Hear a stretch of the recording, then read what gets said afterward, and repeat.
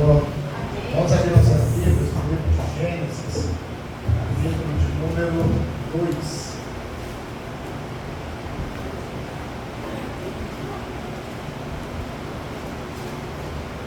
Aleluia, Jesus. Graças a Livro Deus. de Gênesis, capítulo de número 2, versículo de número 23.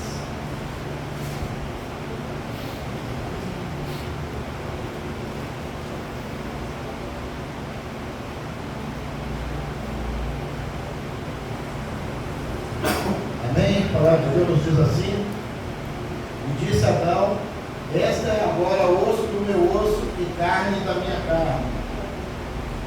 Esta será chamada varoa, porquanto do varão foi tomada. Porquanto deixará o varão seu pai e a sua mãe, e apegar-se-á a sua mulher, e serão ambos uma carne. E ambos estavam nus, o homem e sua mulher, e não se envergonharam. Aí, continuando aqui, ora, a serpente era mais astuta que todas as animais do campo que o Senhor Deus tinha feito. E esse disse à mulher: é assim que Deus disse: não comereis de toda a árvore do jardim. E disse a mulher à serpente: do fruto da árvore do jardim comeremos, mas do fruto da árvore que está no meio do jardim, disse Deus, não comereis dele, nem nele tocareis, para que não morrais. Então a serpente disse à mulher: certamente não morrereis, porque Deus sabe que no dia em que dele comerdes, se abrirão os olhos e sereis como Deus, sendo o bem e o mal. E vendo a mulher que aquela árvore era boa para se comer e agradava aos olhos, a árvore desejável para dar entendimento, tomou do seu fruto e comeu, e deu também ao seu marido, e ele comeu com ela. Amém? Amém. Maravilhoso Deus, a tua palavra foi lida. Que o Senhor possa, Pai amado, preparar os nossos ouvidos para que esteja atento àquilo que o Senhor tem para nossas vidas nesta manhã. Prepara o nosso coração para que nele a tua palavra venha fazer moradia, venha fazer guarida, e assim, Pai amado, esse plantio, o seu devido tempo, venha dar o seu fruto. Fala conosco, precisamos ouvir a tua voz. Precisamos aprender, ó Pai, qual é a tua boa, perfeita e agradável vontade para as nossas vidas. Assim te louvamos pelo privilégio que o Senhor tem nos dado, que podemos estar na tua presença para receber daquilo que é seu e que o Senhor tem para nós. Podemos assentar. Então a mulher tomou do seu fruto e comeu, e deu também ao seu marido. Então foram abertos os olhos de ambos e conheceram que estava à luz, e cozeram folhas de figueira e fizeram para si aventais. Aí eu pergunto para a igreja, né? Se todo mundo fala, se a Bíblia fala que Deus era bom, aonde estava Deus quando Adão e Eva pecaram? Aonde estava Deus quando ele permitiu que Adão e Eva viessem comer do fruto, né, daquela árvore que estava ali? Aí eu vou um pouquinho mais além. Aonde estava Deus quando Daniel foi lançado na cova dos leões? Podemos ir mais adiante um pouquinho. Aonde estava Deus quando Ananias, Misael e Azarias foram lançados na fornalha que ardia ali, né, com fogo? Vamos um pouquinho mais para frente, ali no livro do Novo Testamento. Aonde estava Deus quando Paulo falou assim: olha, por 5 vezes sofri açoite de 40 menos 1, 3 vezes, né, fui açoitado com vara, 1 vez eu fui apredejado, 3 vezes eu sofri naufrágio, passei um dia e uma noite no abismo, em várias vezes passei fome e sede e estive nu. Se Deus é tão bom, aonde estava Deus quando tudo isso aconteceu? Sendo que na Bíblia de Gênesis e Apocalipse nós vemos que algumas pessoas passaram por dificuldades. Eu posso afirmar que Deus estava no mesmo lugar aonde ele se encontra agora. Deus estava nos céus, assim como ele também se faz presente, que a Bíblia nos fala que ele está em todos os lugares. Então, se Deus estava em todos os lugares, se Deus é conhecedor de tudo, ao que ele estava fazendo, porque ele permitiu que essas coisas sobreviessem às pessoas? Porque Deus, primeira coisa que ele chama-se livre-arbítrio. Deus não fez marionete para ficar brincando lá de cima, para poder fazer, vou brincar, esse vai bater nesse, esse vai bater naquele, não. Deus permitiu que o homem pudesse pensar e que o homem pudesse ser dono, assim, das suas ações. E por poder ser dono das suas ações, Deus então começou a ver como que o homem iria lidar com os seus dilemas. O que é o dilema? Dilema é você ter que escolher entre duas coisas. Você tem duas blusas, uma branca e uma preta. O seu dilema ali vai ser escolher entre a blusa branca e a blusa preta. Então o homem constantemente tem dilemas, né, diante da vida dele, onde ele tem que fazer escolhas. E se nós voltarmos então lá no livro de Gênesis, onde estava Deus quando Adão e Eva pecou, Deus estava ali olhando o dilema dele de poder, da escolha qual ele tinha, de comer ou não colher daquele fruto. E a Bíblia diz que ele comeu. Algo poderia acontecer, irmãos, para poder mudar a história? Sim, se Adão reconhecesse e falasse, pedisse perdão a Deus. Olha, Deus, eu errei contra ti. Como diz o salmista, somente contra ti eu pequei. Certamente Deus moveria céus e terra. Certamente a história da humanidade não seria como nós conhecemos ela hoje. E provavelmente, né, se nós estivéssemos aqui hoje, seria em condições totalmente diferentes dessa. Porque o rumo da humanidade ele foi diferente. Mas o que Adão fez? No versículo 3:12 ele diz: então disse Adão, a mulher que me deste companheira, ela me deu da árvore e comi. Olha o que Adão fez, em vez de assumir os seus erros, a primeira coisa que ele fez foi querer colocar o erro, atribuiu, quis passar para outra pessoa aquilo que era o erro dele. E por quantas das vezes, né, podemos falar, quando eu vou falar para a igreja, eu posso falar comigo, quantas vezes, às vezes a gente erra e queremos colocar a culpa em outras pessoas. Esses dias mesmo, posso falar, né, bem recente, tivemos uma polêmica lá em casa. Adivinha quem era o único certo dentro da minha casa? Eu. Quem estava errado? Minha mulher, meu filho, minha filha e até o meu cachorrinho, que não tinha nada a ver com a história. Nós somos muito fáceis, irmãos, parece cômico, mas é muito fácil transmitirmos a culpa para outras pessoas e não queremos chamar a responsabilidade para cima das nossas vidas. O que poderia ter sido mais fácil? Agora eu posso falar, né? Já passou que eu não fiz na hora. Eu não orei, eu não clamei a Deus, eu não pedi Deus direção, eu simplesmente reclamei da situação e transferi a culpa para as demais pessoas, sendo que eu não fiz aquilo que era para me fazer. Eu não fiz aquilo que a Bíblia nos ensina a fazer. Aonde estava Deus quando Daniel foi lançado na cova dos leões, sendo que ele foi lançado ali porque foi feito um decreto e ele, 3 vezes no dia, ele se ajoelhava para poder adorar a Deus, e por poder adorar a Deus, ele foi lançado nas covas. Deus estava no mesmo lugar. Mas quando foi colocado um dilema ali na frente de Daniel, ele não pensou, adoro ou não adoro a Deus? Oro ou não oro? E ele orou. Aí as pessoas vão virar e falar assim, mas ele mesmo orando foi lançado na cova dos leões? Foi, mas por ele ter orado, Deus enviou a providência.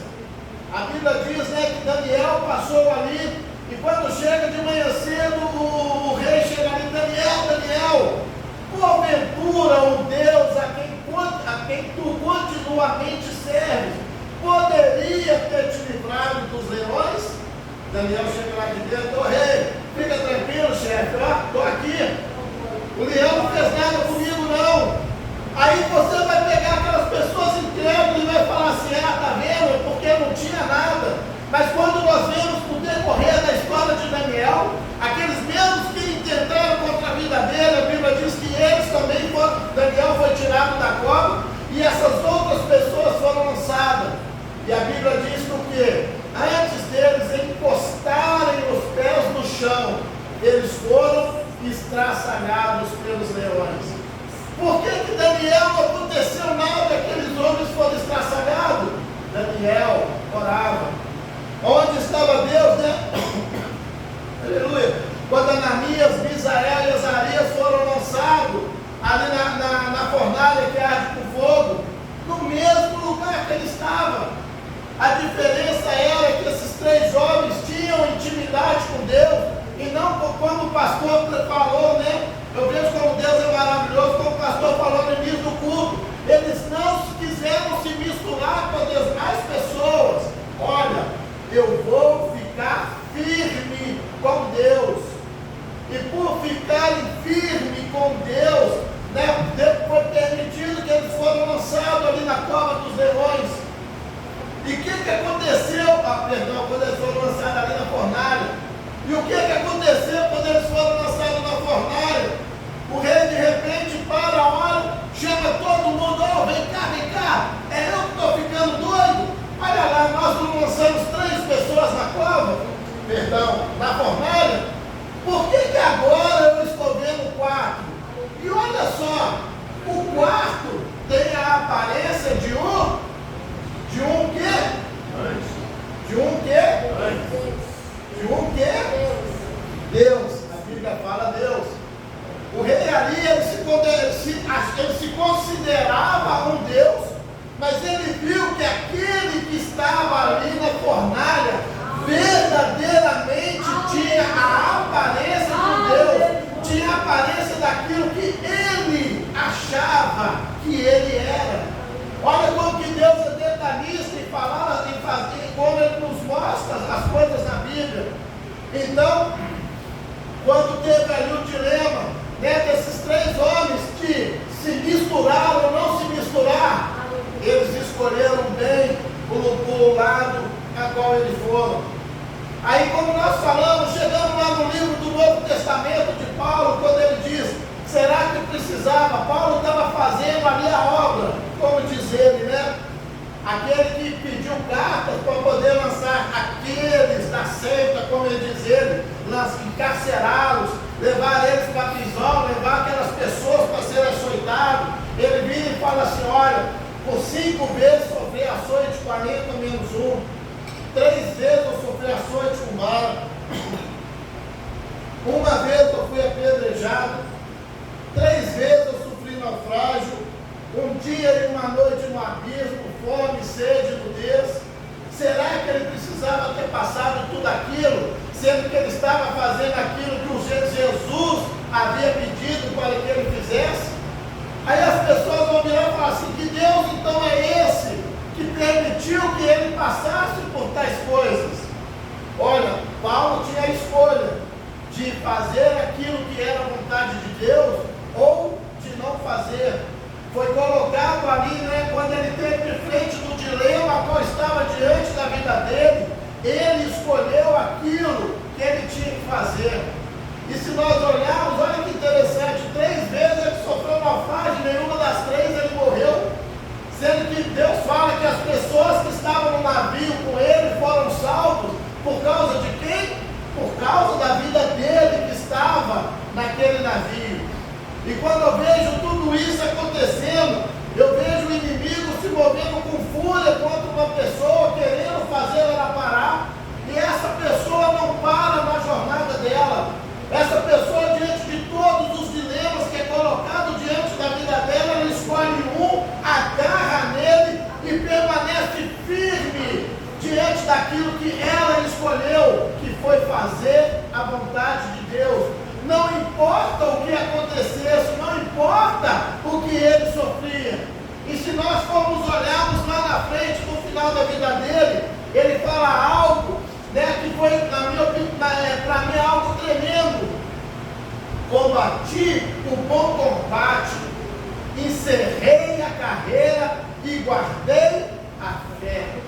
Olha o que esse homem, né, quando ele escolheu aquilo que ele queria, pôde falar. Combati o bom combate.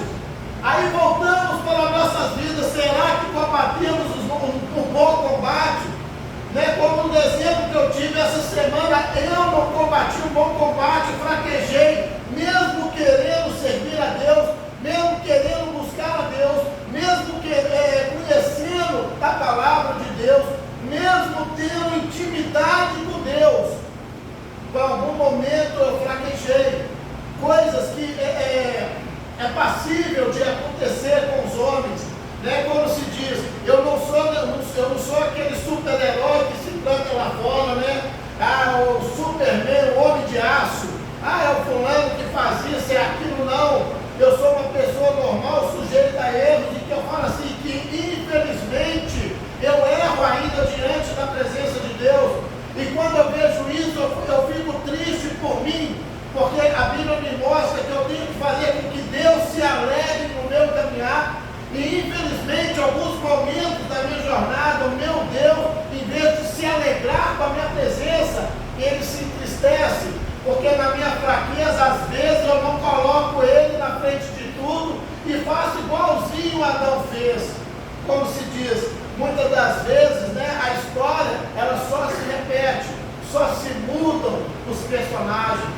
E se nós olharmos a Bíblia de Gênesis a Apocalipse, tudo que aconteceu continua acontecendo da mesma maneira, só vão mudando os personagens. De Gênesis a Apocalipse, Deus chamando o homem para poder estar ali andando diante da presença dele, Deus chamando o homem para poder ser vitorioso, Deus chamando o homem para poder falar assim, olha, creia em mim, eu sou contigo. E muitas das vezes nós não olhamos, né? Mesmo fazendo tudo isso, conseguimos errar diante da presença de Deus. Nós vemos que quando o próprio Senhor Jesus disse, Ele não virou e falou assim, olha, agora vai mudar, agora eu vim para vocês, vai ser tudo mais de rosa, não. Aquele que quiser vir após mim, negue-se a si mesmo. Olha que Ele falou, negue-se a si mesmo, tome a sua cruz e siga-me. Ou seja, o que é tomar a sua cruz? Você vai ter as suas provações, você vai ter os seus dilemas, aonde você vai ter que fazer escolha. A tua cruz é qual o seu dilema, qual escolha você vai fazer. A sua escolha vai ser verdadeiramente querer agradar a Deus, ou vai ser, como se diz, né, chutar o balde para o balaio, para a tampa, com a roupa suja que estava dentro e tudo. Porque nós, que todos nós que estamos aqui, estamos querendo acertar. Todos nós que nos dispusemos a adorar, a buscar a esse Deus, tem procurado fazer a vontade de Deus. E o que tem sido notório, né, nesse mundo de hoje em dia, que o povo está perdendo essa sede em Deus. O povo está perdendo aquela sede de buscar ao Senhor. Outrora, quando, né, se nós formos olharmos, olha quando nós, para falar por mim de novo, quando eu converti, não tinha barreira para mim. Aí sim, eu era o super.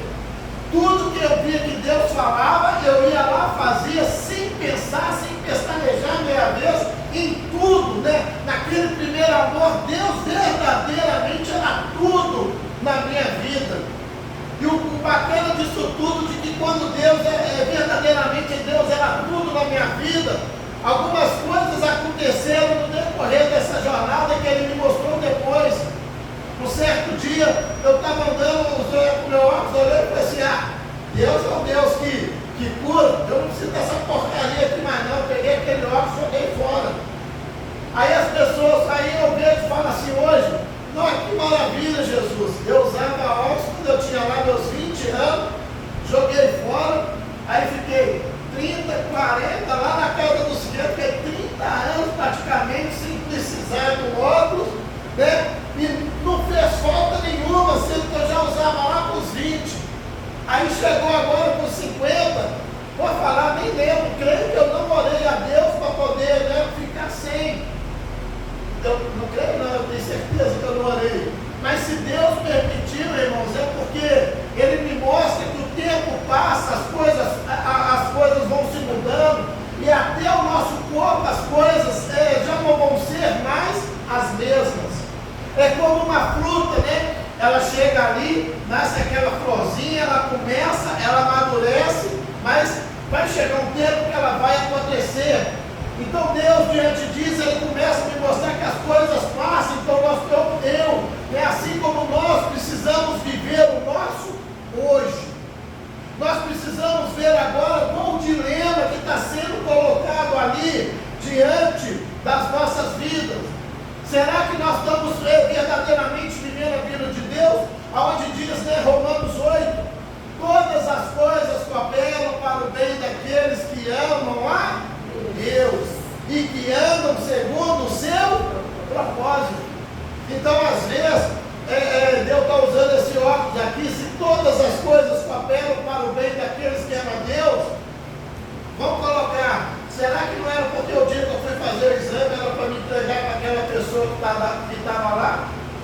Como o pastor falou, não temos tão elevado o nome desse Deus a qual nós falamos que nós amamos. Às vezes eu fico doente, vou ali comprar um remédio. Eu, por exemplo, de vez em quando tenho azia, vou lá e compro aquele remedinho de azia. Olha como é que são as coisas. É mais fácil sair correndo lá no guarda-roupa, pegar um comprimido de uma azia, do que orar e falar assim, Senhor, olha, estou com azia, tira isso de mim. Mas se Deus permitiu eu ir lá na farmácia, será que na farmácia de alguém que precisava ouvir a voz de Deus? Eu que me intitulo, não vou falar para eles não, estou falando por mim. Eu que me intitulo um servo de Deus, eu que me intitulo um cristão, a qual a Bíblia diz, porquanto indo, a Bíblia não fala para vazia, a Bíblia fala assim, olha, porquanto indo, vocês vão indo pelo caminho, então por onde nós passarmos, nós temos que fazer o quê? Anunciando e pregando o reino do Senhor Jesus. Por isso todas as coisas cooperam para o bem daqueles que amam a Deus. Porque se nós vivemos verdadeiramente a palavra de Deus, nós vamos andar pregando, anunciando o reino do Senhor. E ainda que aquela pessoa que está ali do seu lado não queira, como se diz, como diz a Bíblia, Deus não vai te cobrar o sangue dela, porque você anunciou, porque você pregou para ela. Ou até hoje eu vi e falo, eu tenho um pastor que é um missionário exímio na presença de Deus, mas quando eu converti, conheci uma pessoa, por mais que eu veja o meu pastor anunciando, era uma pessoa que pregava o nome de Jesus ainda mais, porque todo mundo que passava na frente dele, ele falava de Jesus e falava que Jesus era bom. Aí se você olhar, as coisas de Deus parecem que estão assim meio doido, digamos assim. Era uma pessoa que fumava muito e anunciava o nome de Jesus. E quando os outros viram para ele, mas como é que você prega Jesus e você fuma? Amigo, seu fumo é problema meu, deixa eu errar. Faz o seu que é certo, você pode demorar no céu. Ele ainda virava e falava isso com as pessoas que ele pegava. Se alguém viesse de contra ele, ele falava de Jesus, era algo fenomenal. Teve problema na coluna, ele já faleceu, passou por dificuldade. Mas diante do dilema dele de pregar o nome de Jesus ou não pregar, ele foi uma pessoa que assim, não tem como Deus virar e falar, aquela alma passou na sua frente e você não falou nada para ele. É como eu vejo ali Paulo, quando ele diz, combati o bom combate. Porque a vida de Paulo, ela foi de maneira tal, que todo mundo sabia quem era ele. E todo mundo sabendo quem era ele, sabia qual era a posição dele. Então, muitas das vezes, não era nem preciso ele pregar. Simplesmente o testemunho de vida dele já era o suficiente para as demais pessoas. O testemunho de vida dele, a intimidade que ele tinha para com Deus já era o suficiente. E intimidade com Deus é algo tão grande, algo tão poderoso, que um certo homem de Deus virou e falou assim, conforme a minha palavra. Quem foi esse? Quem foi, gente? Quem foi? Eles Saul ficou com medo, foi Elias mesmo, quando ele virou e falou assim: olha, rei, vocês querem fazer as coisas erradas, aquilo que não é a vontade de Deus, sendo que você sabe qual é a vontade de Deus, conforme a minha palavra, a partir de agora não chore mais. O que Deus fez? Assinou embaixo. Não foi Deus que mandou ele falar aquilo não, mas ele quis que o povo voltasse para Deus. Aí eu vejo assim o amor daquele homem, um amor tão grande, querendo que as pessoas fossem salvas. Ele arrumou uma maneira de fazer as pessoas voltar os olhos dela para Deus. E como aqui eu vejo isso, e como o amor dele foi tão grande, ainda que parecesse um castigo aquilo que ele havia falado, Deus assinou embaixo, porque ele queria ver as pessoas sendo salvas. Ele queria ver as pessoas voltando ali para voltar para a presença de Deus. É como diz no livro de Salmos, no capítulo de número 23, a bondade e a fidelidade do Senhor me seguirão todos os dias. Ela não fala que vai ser dia sim, dia não. Ela não fala que vai ser na hora só da bonança que eu vou ver a fidelidade de Deus, não. A bondade e a fidelidade de Deus me seguirão todos os dias da minha vida. Então nós vemos que o que? Deus verdadeiramente, Ele é bom. Deus verdadeiramente, Ele é fiel. Então quando nós vemos que desde lá do jardim do Éden, quando Adão pegou e se pergunta onde estava Deus, Deus estava no mesmo lugar, com a mesma bondade, com a mesma fidelidade, esperando ver a reação, né, como que as pessoas iriam tratar com os dilemas que eram colocados diante da vida deles. E se nós olharmos o nosso dia, né, a cada dia que passa, o mundo descendo ladeira abaixo, já não é nem passos largos, já é dando saltos em distância na ladeira abaixo, para poder fazer aquelas coisas que vão contra tudo aquilo que Deus tem colocado, que é bom para nossas vidas. O que será que nós vamos escolher? O que será que nós vamos fazer, né, quando as coisas forem verdadeiramente colocadas diante das nossas vidas? No livro da sabedoria, no livro de Provérbios, capítulo 3, versículo 5, a palavra diz assim: confia no Senhor de todo o teu coração e não te estribes no teu próprio entendimento. Reconhece-o em todos os seus caminhos e ele endireitará a sua vereda. Vamos lá devagarzinho. Confia no Senhor. A primeira coisa que o cristão, né, tem que fazer, verdadeiramente confiar em Deus. Confia no Senhor de todo o teu coração. Quando a Bíblia fala, né,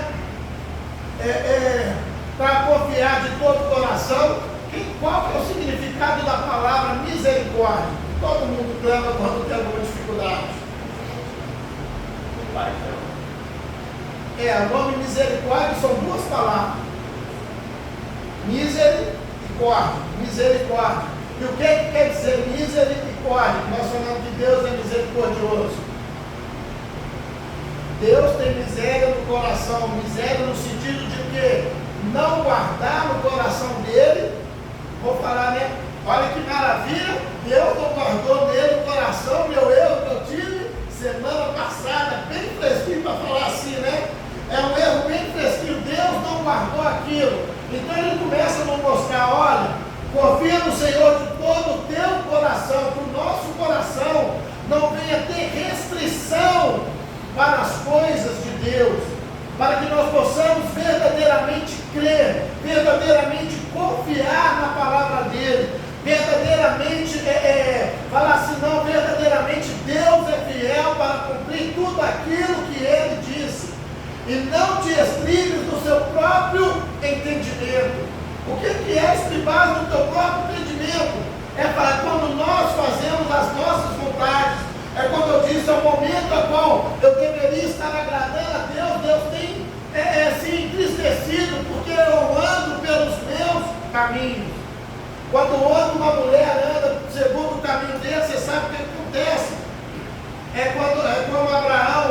se deitou ali com a serva de Sara e nasceu Ismael. Não era para fazer aquilo, não foi aquilo que Deus havia dito para fazer. E nós vimos aí hoje, né? Até hoje está aí os efeitos daquilo que aqueles os dois servos de Deus fizeram, Abraão e Sara, porque a serva só fez aquilo que o Senhor havia mandado. Então pessoas que conheciam a Deus, né, como eu disse, nós infelizmente nós erramos, irmão. Então Deus está falando aqui, olha, se você for andar segundo o teu entendimento, provavelmente, ou então certamente, nós iremos errar. Não te estribes no teu próprio entendimento, reconhece-o em todos os seus caminhos e ele endireitará as tuas veredas. Olha, quando eu vejo isso aqui que fala que Deus endireitará as nossas veredas, há uma passagem na Bíblia que nós podemos trazer ela para as nossas vidas. Muitas das vezes nós, no nosso caminhar, nós erramos, né? Nós somos falhos diante de Deus. Vou pegar uma pessoa que conhecia Deus, era profeta e errou, Jonas. A Bíblia diz que Deus deu ele uma missão, que era ele ir para Nínive. E o que aquele abençoado cidadão fez? Foi para Tarsis. Fez aquilo que era totalmente contra a vontade de Deus, está mandando lá para aquele povo. Eu acho que ele não merece, não vou para lá não. Em vez de eu ir para Nínive, eu vou ir para Tarsis. Aí no meio daquele caminho dele, que não era aquilo que Deus havia falado, a Bíblia diz que sobreveio uma grande tempestade, todo mundo começou a ficar desesperado. Vou jogar tudo que tem no barco fora para ver se esse barco não afunda, e joga tudo fora. E quando joga tudo ali fora, pega um cidadão quietinho lá no canto dormindo. Aí todo mundo vira para ele, rapaz, o mundo está acabando, você está aí nessa tranquilidade, você não está com medo de morrer não? E ele vira e fala, está acabando isso aí, é porque eu não fiz aquilo que era a vontade de Deus, né? Então fazer o quê? Aí eu vou aceitar, né? Já que Deus quer acabar com tudo, então que acaba aqui minha vida. O pessoal olhou, começou, beleza, pegaram ele e fizeram o quê? Papo no meio do mar, que você morra sozinho, deixa a gente viver aqui. Aí a Bíblia continua falando que veio um peixe e ganhou aquele homem. Não comeu ele, porque ele continuou vivo. Mas quando ele estava ali dentro do peixe, o que a Bíblia diz que ele fez? Ele, Jonas 2:1, Jonas, nas entranhas do peixe, ele orou a Deus. E quando ele orou a Deus, o que aconteceu? Deus ouviu a oração dele. E por Deus ouvir a oração dele, ser misericordioso, o que Deus fez?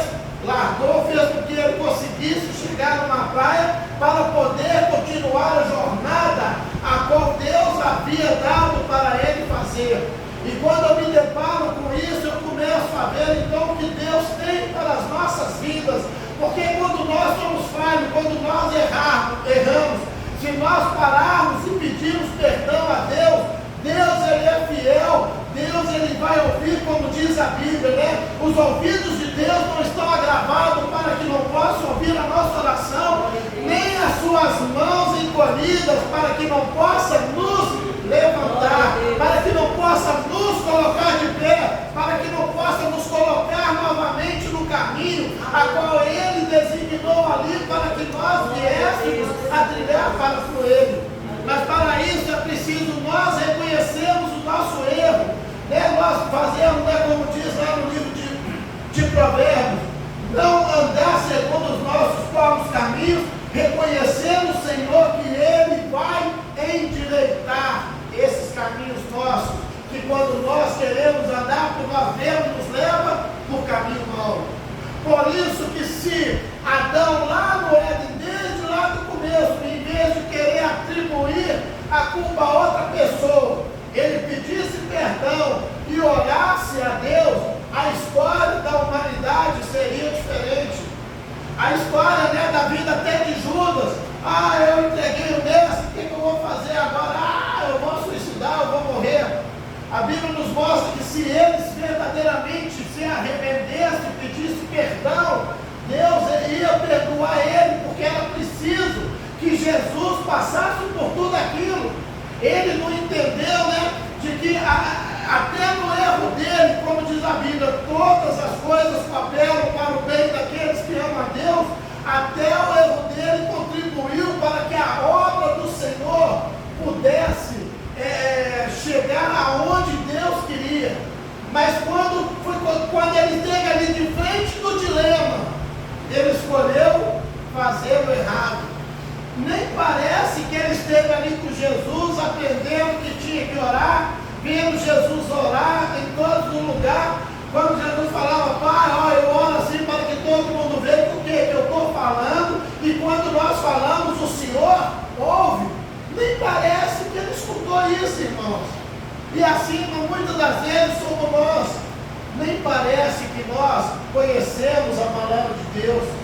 Nem parece que nós conhecemos as promessas de Deus. Nem parece que nós conhecemos qual é o caminho que Deus quer que nós venhamos a andar por Ele. E quando essa coisa que parece se torna realidade, eu vejo um Deus maravilhoso se entristecendo com as pessoas, né? Assim como algumas vezes, infelizmente, eu falo que eu entristeço Ele, mas quando nós oramos, pedimos perdão e pedimos para Ele nos colocar no caminho, aí Ele se alegra. Deus, eu vejo Deus chegando lá em cima, que maravilha, olha lá, o meu filho, a minha filha, ele voltou para mim.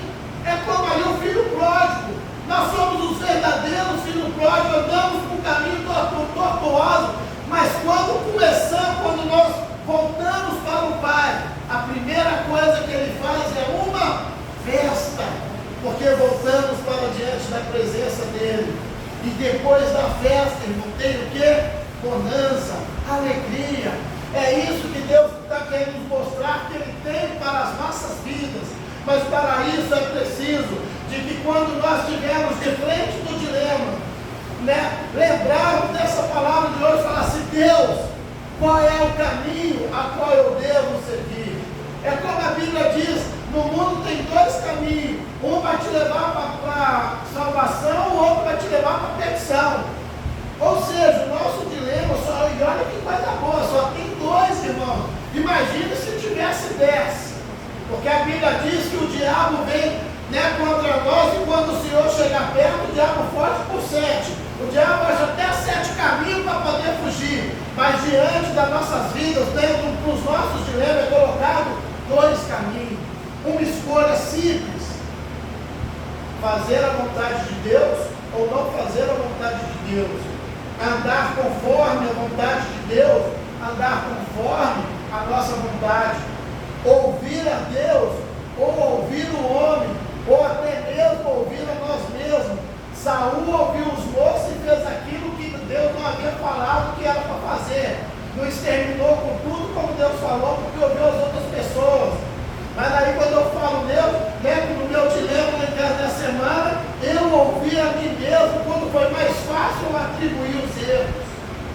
Então se nós escolhermos no nosso dilema, nós escolhemos a parte melhor, nós iremos comer do melhor dessa terra. Nós iremos ver Deus agindo. Nós iremos ver céus e terra movendo, para que nós possamos ser abençoados, para que a obra de Deus possa continuar, e até mesmo o principal, para que nós possamos ser, né, como se diz, continuar a sermos candidatos a morar nas mansões celestiais. Deus, Ele chama todo mundo para poder morar lá. E daí está dando um caminho. Olha, tem aqui um lugar que vai ter uma festa tremenda, uma festa maravilhosa. Mas para ir para lá, o convite é Jesus. E quando chega na hora do convite, o mundo não está querendo receber esse convite, porque acha que vai ser um fardo, acha que vai ser difícil. Mas por conta das vezes nós vemos quantos livramentos Deus nos deu. Por conta das vezes nós tentamos a Deus e que Deus foi lá e agiu sobre as nossas vidas. Esses dias mesmo, essa semana, fui mexer, um rapaz comprou um carro no leilão, fizeram um monte de vara ali no carro dele. Aí botamos o carro para andar, ele estava andando no carro, foi lá ontem para fazer algumas coisas.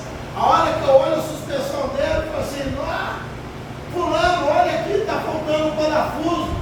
Olha como é que Deus foi bom, se isso aqui solta com você na rua, você já sabe, né?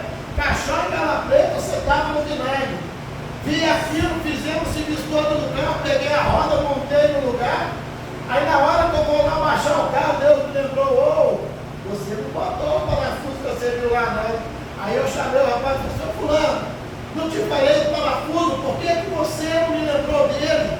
Enquanto a gente não sabe, Deus ele tem de misericórdia, mas agora nós já estamos sabendo, se não botar já vai ser tentar a Deus. Deus acabou ali o compromisso dele para com a gente. E eu vejo que é assim que Deus ele age na vida daqueles que querem ser moradores do céu.